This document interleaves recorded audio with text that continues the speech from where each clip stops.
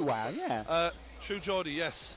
And we're doing KSI v Logan Paul today, lads. Good 4.5 hours. Hope you've had some snacks, get everything ready, because we're on now. Joe, ready to rumble, last mate. time you were the main event, but you actually like thought of all of this. Like you were the brainchild of all of this. I remember you sending me footage of you and Theo. Right, I'm watching it on my laptop, commentating in my phone. Oh my God, Joe! Literally, it was you in an empty gym, me commentating on my phone.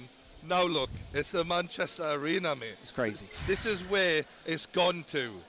It has come a long way, to say the least. I mean, obviously, yeah, like where it started, just having the idea of just doing a random boxing match. Where were you when you thought of that? Can you remember? I don't know, I think it was while I was watching. I mean, I must have just been inspired through Anthony Joshua or something like that. Yeah. But it was just, I thought, yeah, me and Theo, let's do a boxing video. That's all it was going to be. And one thing led to another. Took off and here now. we are. People are getting rich off your idea. You should be asking for it. Where's that commission? You know what I mean? But oh well. Oh God, Lawrence. Yeah, we did the last one. We had ringside seats for Weller versus KSI. Yeah. It was quite emotional. Hopefully, I've learned a bit from that one because I was a little bit emotional during that one. Did you watch that back? Mate, I saw it. I was literally like, I mean, I felt it with you. Like, honestly, you feel your emotions. Yeah. Do you know what I mean? There was a point, right? I'm not even lying, where obviously we could take the microphone away from us. We're mic'd up fully now, so we can't do that this time. Yeah. But I was like, I need to start throwing punches. Do something. I'm happy, mate. You're safe and sound this time. Oh, there's no happening to this chin today, lad. I tell you.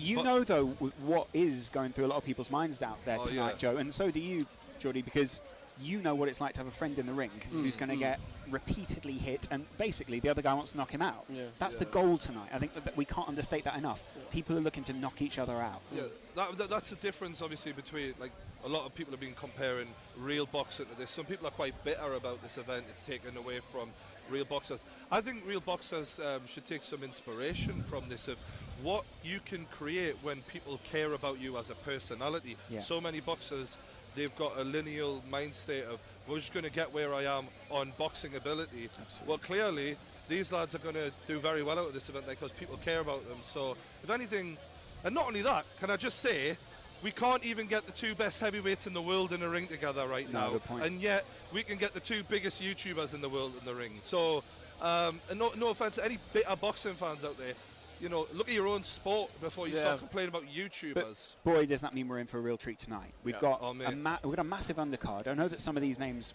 are people who you would know for making ridiculous YouTube videos. Yeah. Not necessarily punching, not necessarily boxing, not even necessarily anything sporting some of the time. Yeah. And these guys have been training for months, making... They're going to want to make a name for themselves. I Exactly. think because we know that this is the biggest event in internet history, we're going to see lads who you might not have heard of before surprise you. Yeah.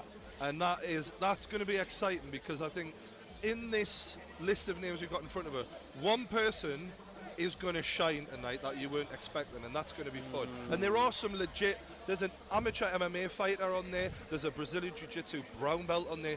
There are people who generally are combat fans. And as this undercard goes on, obviously leading down to the main event, we're seeing more and more and more talent, more and more time spent training. There's some grudge matches in there, aren't there? Yeah. And it's comparable to the way that you felt with JJ, obviously, last time, Joe, because people like Anisong Gibb and Jay Swingler... I think, like, naturally what happens, like, even if there's not, I guess, a reason for beef or whatever beforehand, if one guy's saying, I want to beat you, and the other guy's saying, I want to beat you, that's a beef in itself. It sort of mentally creates that competition. So, and obviously, like we're seeing, especially like Anderson Gibb, Jay Swingler, it's making them turn a bit nasty towards each other. That's the dark horse of this event. I feel like that's the one that people... there's a young audience coming with the Paul brothers, and some of those, that's when it points parents might be watching go, like, because these are going to be quite violent, I think, these two lads. They're playing for keeps. Jay Swingler has come out and said, I'm putting 3 businesses on hold for this. I'm going to knock this guy out. Yeah. I'm not putting them on hold for nothing. And Anisong Gibb, we watched him spar JJ in the Can't Lose documentary, which I thought was very good. And you see that the lad's relentless. It's non-stop pressure. He's not going to give you time to pick him off. We're going to see someone who's just come into... He's got a black belt in ballroom brawling, this guy, quite honestly. Yeah, and a black belt in other things as well.